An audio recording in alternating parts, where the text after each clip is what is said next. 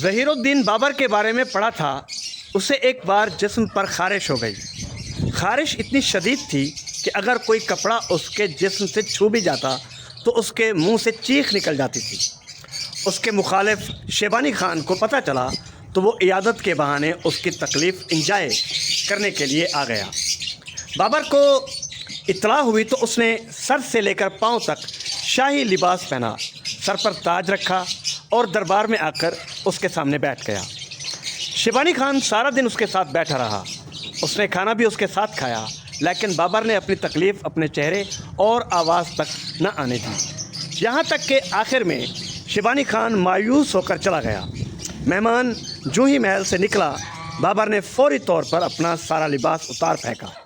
پورے دربار نے دیکھا، اس کا پورا جسم سرخ تھا اور اس پر بڑے بڑے آبلے بن چکے تھے، اور وہ سارا دن انہیں برداشت کرتا رہا۔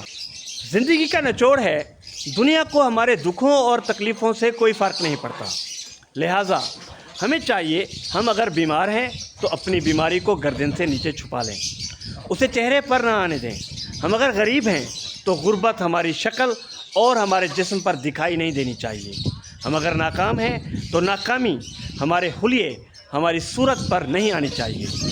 ہم اگر خوف زدہ ہیں تو خوف ہماری آواز، ہماری آنکھوں اور ہماری شکل پر نظر نہیں آنا چاہیے۔ اور اگر ہم جاہل ہیں تو بھی ہماری جہالت ہماری صورت، ہماری گفتگو تک نہیں پہنچنی چاہیے۔ یقین کریں، زندگی اچھی گزرتی ہے، ورنہ لوگ لوگوں کو جیتے جی دفن کر کے چلے جاتے ہیں۔